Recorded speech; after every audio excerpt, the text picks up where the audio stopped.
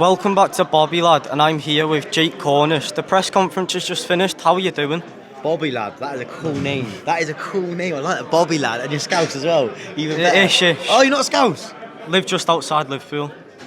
To me, you sound Scouse. Yeah, I feel good, man. Feel good. Feel good. Filled up. So I've made weight basically. I feel good, man. Just I wanted him to bite back a bit. You know, give me something, but nothing. You know, you can't embed that into someone. Yeah. So it is what it is.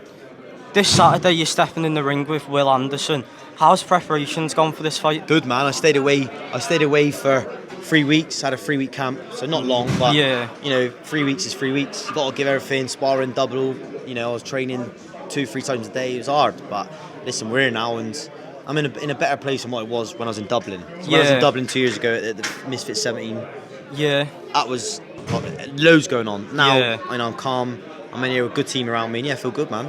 If you can say, what changes have you made from that fight camp to this fight camp to make sure it's a win? Quite a bit. Sparring, you know, I got a new coach. He's an ex-professional, British champion or English champion. So he's been there, he's done that. He's 6'5" himself, so he knows how to fight a smaller opponent and what to do and what not to do and stuff. So, you know, the tips are there, but won't give too much away. But yeah, I feel a lot better. Yeah, a lot of people know you from Love Island. What made you want to step into boxing? Love boxing, me. I love my boxing. Yeah. Excuse me, I love my boxing. Used to do a bit of amateur when I was younger, and then fell out of love with it because, you know, I was going out and partying at 18 and, you know, you do all that other stuff. Like, got back in the ring a couple of years ago, got the call to fight Misfits, and I couldn't say no. So I love the training, the people in the boxing gym, you know, the discipline. Just boxing is, I love it, mate. Honestly, I love it, mate. Just everything around boxing.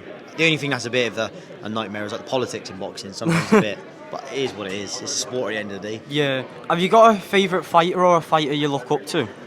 What ever or like ever? Ricky Hatton. Why's that? Ricky Hatton was my favourite ever because just his aura, you know, his fighting, getting on the inside, working the angles, pressure. You know, he had a great fan base. My favourite fighter of all time, Ricky Hatton, mate. Has there been anything that's tough, like going from TV reality to boxing? It's very similar in cameras. Yeah. You know, you got the press, you got pictures, you got this stuff.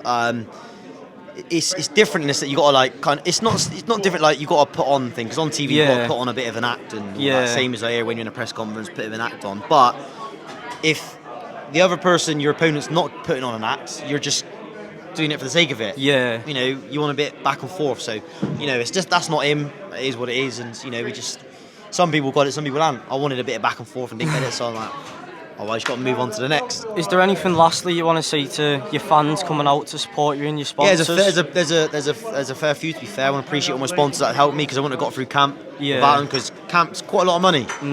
Your trainer's fees, your nutrition, your camp, where you stay, it's a lot of money. And thank you all my sponsors. There's quite a few to name, and there's a lot to name, so I won't name them all. But and to my fans, you know, I've had lots of messages saying they're coming up from Bristol, coming up from Somerset, a few coming down from Manchester because that's where I've been in camp.